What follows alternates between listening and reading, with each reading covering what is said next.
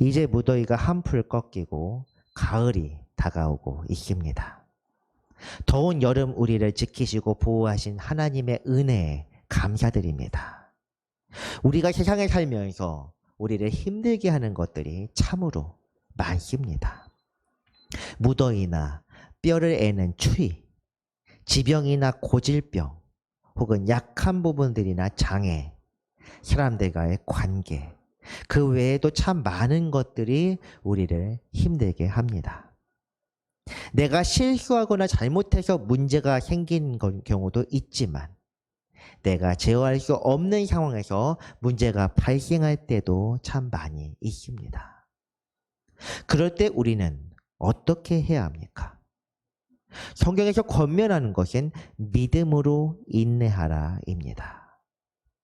그러나 사실 이런 표와 같은 말씀이 실제로 고난 중에 있는 사람에게 위로가 되지는 않습니다. 그래서 실제로 히브리서 11장 말씀을 읽으면서 지금까지의 말씀이 공허하게 느껴지는 분이 있을지도 모르겠습니다. 그러나 오늘 말씀은 맥을 상당히 달리하고 있습니다. 고난 그 자체가 하나님 앞에서 어떤 의미를 갖는지, 그리고 고난을 통해 하나님이 어떻게 역사하시는지 우리는 오늘 말씀을 통해 조금이나마 깨달아야 합니다. 오늘 말씀 제목처럼 세상이 감당하지 못한다는 것, 이 말씀의 의미를 알게 되길 바라며 오늘 말씀의 신비로 여러분을 모시고자 합니다. 히브리서 11장 32절부터 35절 앞부분까지 지난 시간까지의 말씀은 믿음을 통해 놀라운 역사를 이룬 여러 사례들을 다루고 있었습니다. 그리고 그 말씀에 이어지는 부분이 바로 오늘 본문 35절 뒷부분입니다. 이 부분을 한번 읽겠습니다. 또 어떤 이들은 더 좋은 부활을 얻고자 하여 심한 고문을 받되 구차히 풀려나기를 원하지 아니하였으며. 지금까지 우리가 11장 말씀을 읽을 때 믿음으로라는 단어가 생략되어 있다고 여러 번 말씀드렸습니다.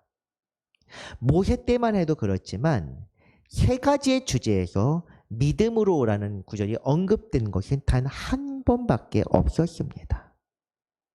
마찬가지로 오늘 본문 역시 믿음으로라는 그 앞에 말씀이 생략되어 있습니다. 구차하다는 것은 원문에 없는 번역성의 해석이므로 이렇게 재구성해서 한번 읽어보겠습니다. 믿음으로 또 다른 이들은 심한 고문을 받되 풀려나기를 거절했고 그렇게 하여 더 나은 부활을 얻고자 했습니다. 이렇게 읽으면 됩니다.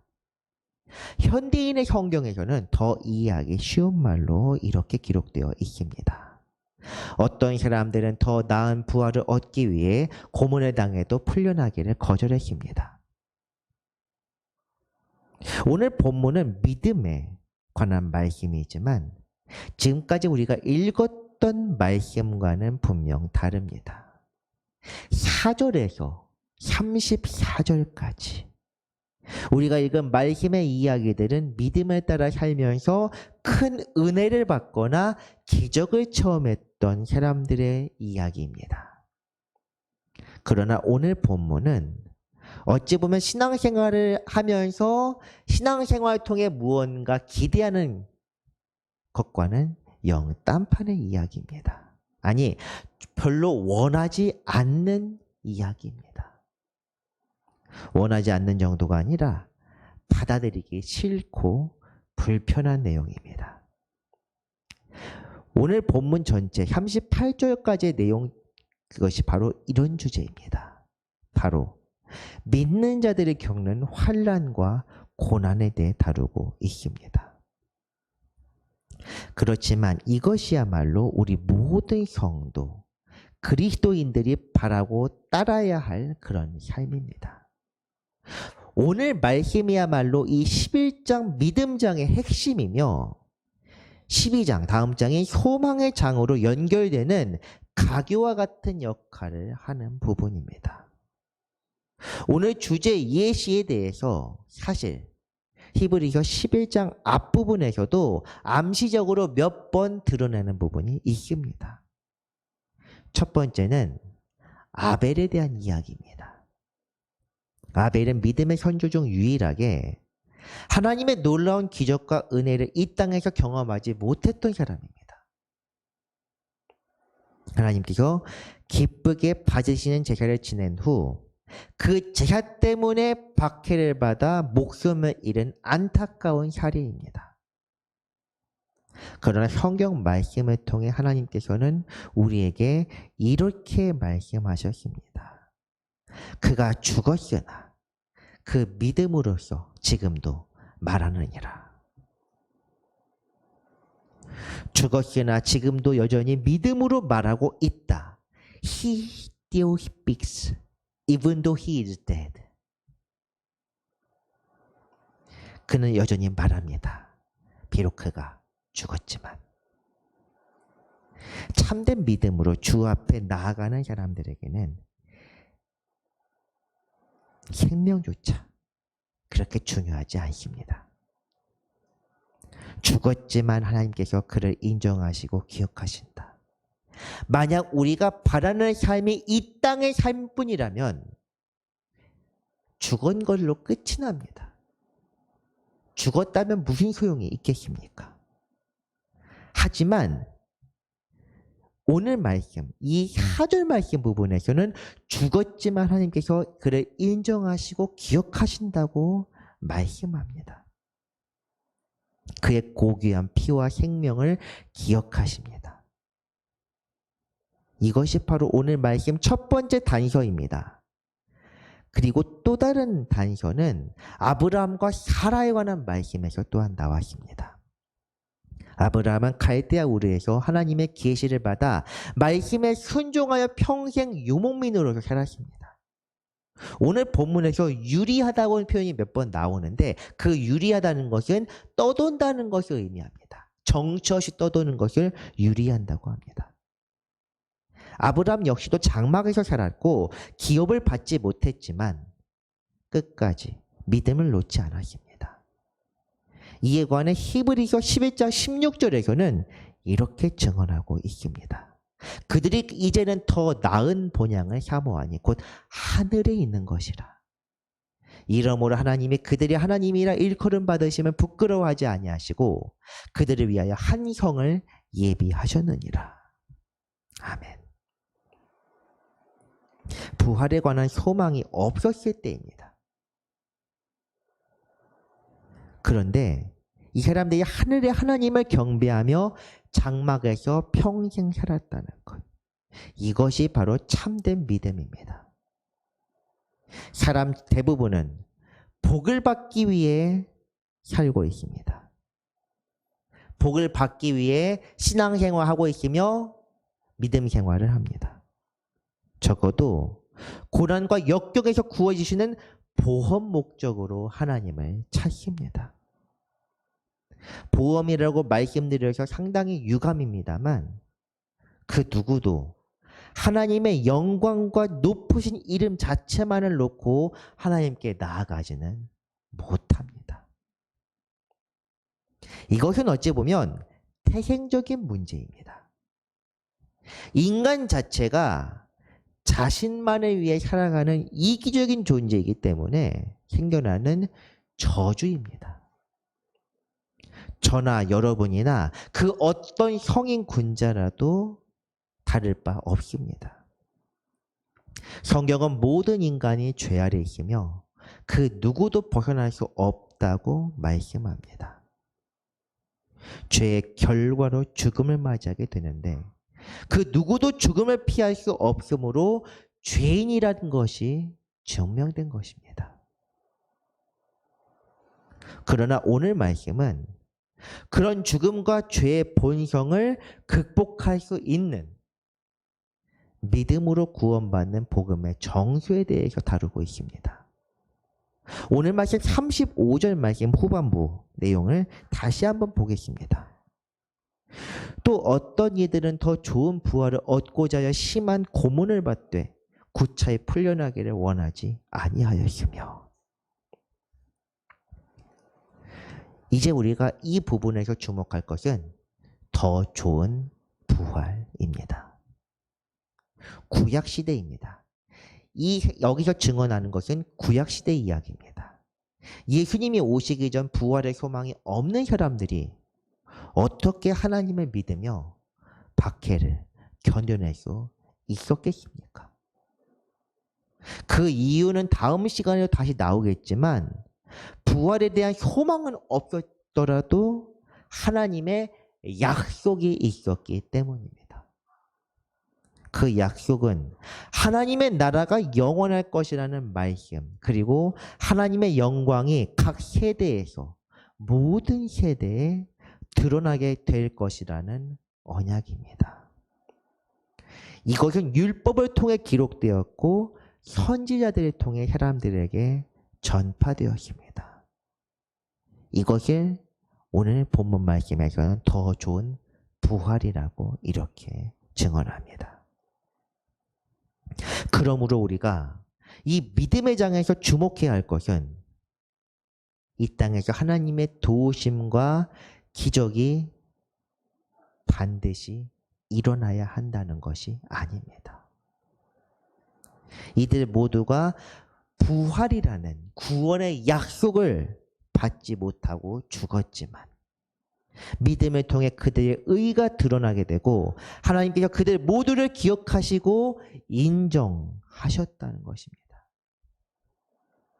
노아 가족이 홍수에서 구원받지 못했다고 하더라도 아브라함의 자손이 남아있지 못하고 이삭을 통해 그 자손이 이어지지 못했다고 하더라도 모세가 홍해를 가르지 못하고 그 자손들이 가나안 땅에 들어가지 못한다고 하더라도 설사 그랬다 하더라도 그리 아니하셨을지라도 그들의 믿음은 하나님 앞에 온전히 연락되었을 것입니다. 놀라운 기적과 구원의 역사가 실제로 이 땅에서 이루어졌기 때문에 그들의 믿음이 증명된 것이 아닙니다. 그들의 믿음이 하나님 앞에 받아들여진다면 하나님께서 그들을 기억하십니다. 아벨에서 시작되어 하나님을 믿는 자들에 대한 박해의 역사, 이에 관한 말씀이 36절부터 38절까지 나옵니다. 37절까지 내용을 보면은 조롱과 채찍질, 결박, 옥에 갇히는 시련, 돌로 치는 것, 톱으로 켜는 것, 시험과 칼로 죽임을 당하고 양과 염소의 가죽을 입고 유리하여 궁핍과 환난과 학대를 받았다. 이렇게 되어 있습니다. 이런 박해는 초대교회 성도들만 당한 것이 아닙니다. 이 히브리서를 기록될 때 당시 극심한 박해가 이미 시작된 이때만을 이야기하는 것이 아닙니다. 구약의 사람들도 대부분 겪었던 이야기들입니다. 결박되고 옥에 갇혔던 미가야 선지자, 돌에 맞아 죽은 나봇, 그리고 유아스 왕 당시 선지자 스가랴, 톱에 허리가 잘려 죽었다고 하는 이사야 선지자, 양과 염소의 가죽을 입고 유리했던 엘리야와 엘리사, 그 외에 많은 선지자들. 성경 말씀에 기록된 사람들이 전부가 아닙니다. 믿음을 지키며 박해를 견뎌냈던 사람들이 더 많이 있습니다. 기록되지 않은 사람들이 훨씬 많습니다. 성경은 이런 사람들에 대해 증언하는데 오늘 말씀의 제목 38절입니다. 이런 사람은 세상이 감당하지 못하느니라.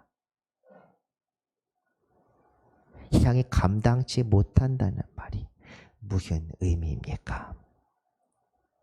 세상이 이들에게는 아무런 가치가 없음을 의미합니다. 복도, 재물도, 인간관계도, 인정 욕구도, 권세도, 능력도 하나님을 위해 다 버리고 하나님으로 인해 포기하는 것. 하나님 이외의 것을 헛된 것으로 생각하며 버리는 것. 우리는 이 말씀 속에서 사도 바울의 고백을 떠올릴 수 있습니다. 그리스도의 부활을 위해 모든 것을 포기한 한 사람의 신앙 고백입니다. 또한 모든 것을 해로 여김은 내 주 그리스도 예수를 아는 지식이 가장 고상하기 때문이라.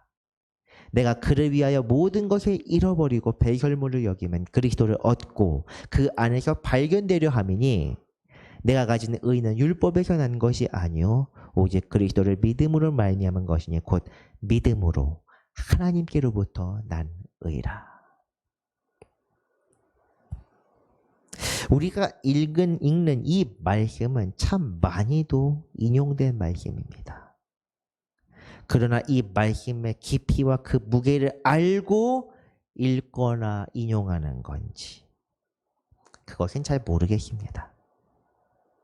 세상에서 말하는 조건이나 스펙, 바울은 당대 이 스펙이 참 탁월한 사람이었습니다. 순수 이스라엘 민족이라 혈통이 우월하며 혼혈이 아니라는 말씀입니다. 당시에는 헬라인이나 이방인들과 이스라엘 사람이 섞여서 결혼하는 경우가 굉장히 많았습니다. 나면서부터 로마 신인권을 받았기 때문에 일종의 금수저입니다. 바리새인으로 엄격한 교육을 받았으니 학벌도 인류입니다.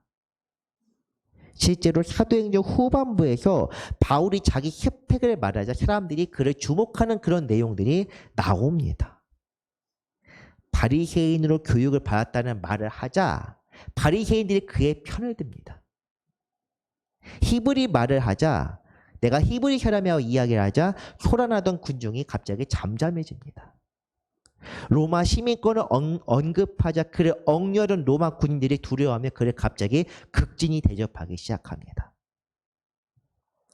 자신을 위해 이런 것들을 사용하면 세상에서 사는데 아무런 지장이 없고 오히려 좋게 살 수 있는 이 사람이 바로 바울입니다. 그런데 그는 환대와 영예 대신 박해와 채찍질과 돌팔매질과 억류와 고통을 택했습니다. 이것이 바로 그리스도를 위해 부활을 알고자 하여 바울이 택한 길입니다.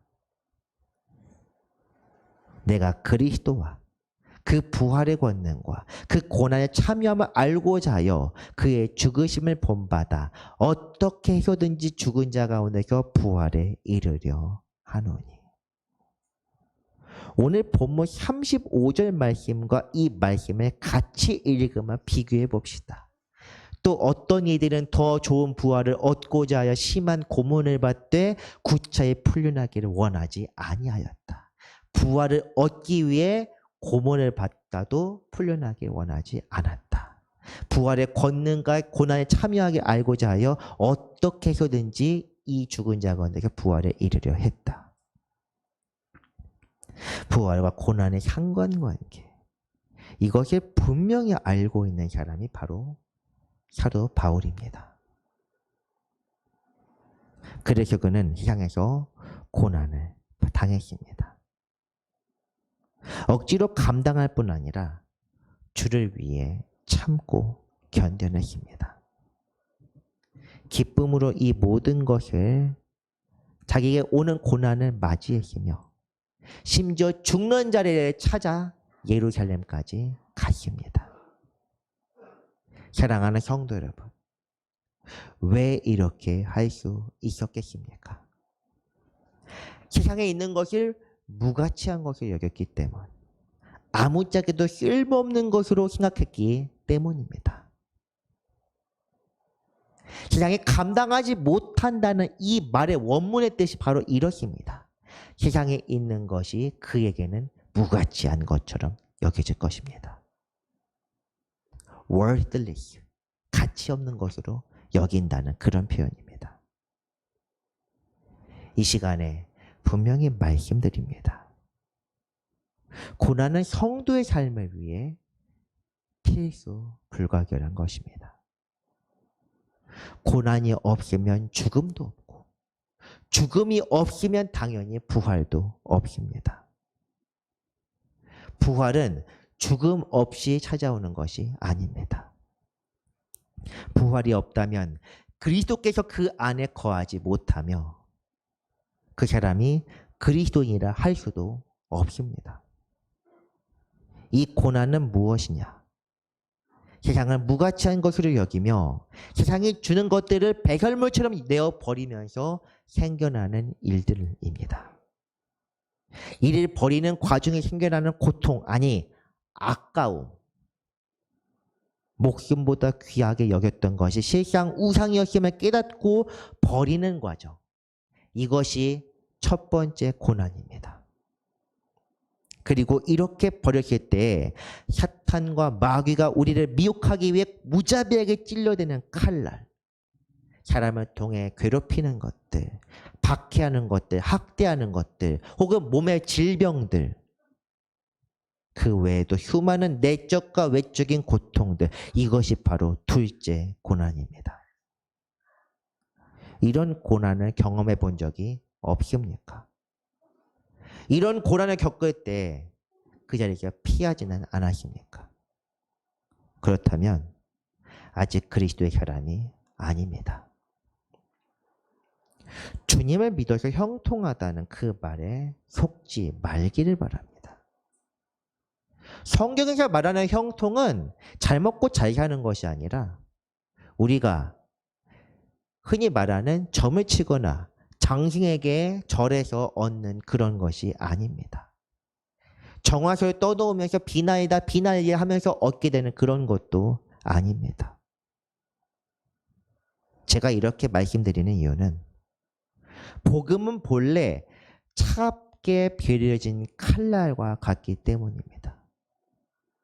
복음 아닌 것들을, 세상적인 것들을 모두 자르고 베어내어 순수한 본질만 남기는 것이 바로 복음이요 성령의 역사하심입니다. 그렇기 때문에 성령의 역사하심, 성령의 충만함을 있게 되면 내 속에 있는 세상적인 것들, 죄의 본성들을 내어버리는 것들부터 시작됩니다. 그런 것들이 먼저 시작되는데 이것이 바로 우리는 회개라고 부릅니다.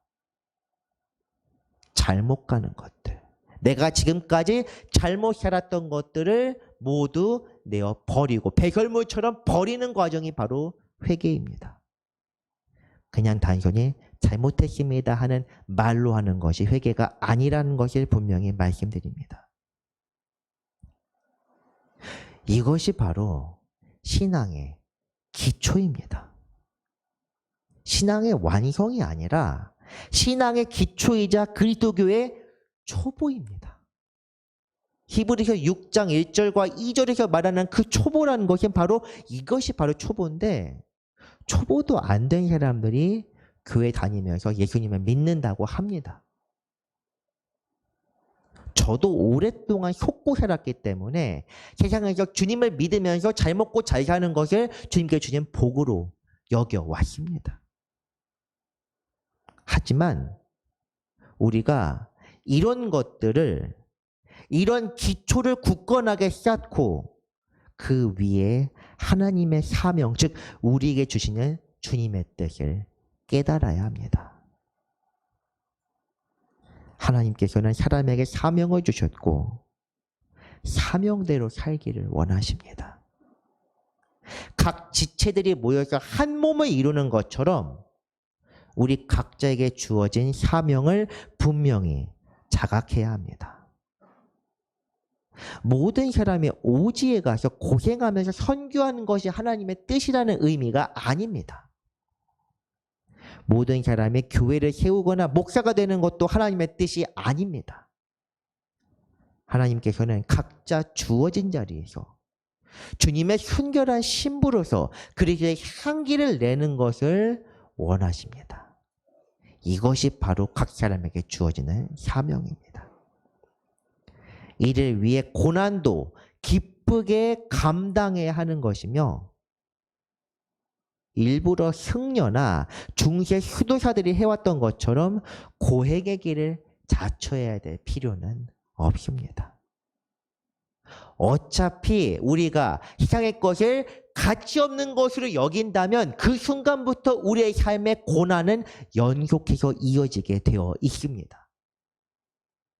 내 본성과 내 즐거움과 내 욕망을 버리는데 어떻게 편할 수 있겠습니까? 내가 하고 싶은 걸 하지 못하는데 어떻게 즐거워할 수 있겠습니까? 하나님께 기도로 나아가며 주님께서 기쁘게 받으시자로 우뚝 서게 되기를 바랍니다. 이 한 시간으로 사실 여러분께 이 말씀이 다 들어갈 수 있을지, 오늘 말씀이 믿음의 핵심이기 때문에 오늘 말씀이 사실 저도 자신이 없습니다. 간절히 바라는 것은 우리의 선하신 아버지께서 오늘 말씀을 듣는 모두에게 직접 찾아오셔서 말씀 속에 깊이 자리한 사랑과 은혜를 깨닫게 해 주시기를 간절히 바랍니다. 주님의 은혜 안에 오늘도 승리하시는 모두가 되시기를 또한 바랍니다. 말씀을 정리합니다. 고난은 부활의 신앙과 복음을 이루게 합니다. 이를 위해 선조들은 하나님을 위해 고난을 받았고 부활의 약속을 받지 못하면서도 고난을 기쁘게 감내했습니다. 오늘 우리의 삶에서도 이런 믿음의 자세가 요구됩니다. 이를 위해서는 세상의 것을 무가치한 것으로 여기고 복음 이외 다른 것들을 버리며 그리스도를 위해 헌신해야 합니다. 이것이 바로 세상이 감당할 수 없는 그리스도의 군사요 순결한 신부의 자세입니다.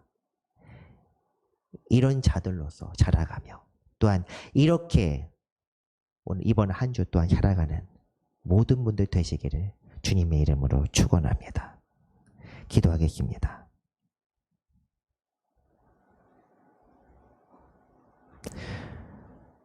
주님의 은혜와 선하심에 오늘도 감사드립니다. 거룩하신 주님, 우리를 붙드시되 끝까지 지켜 주옵소서.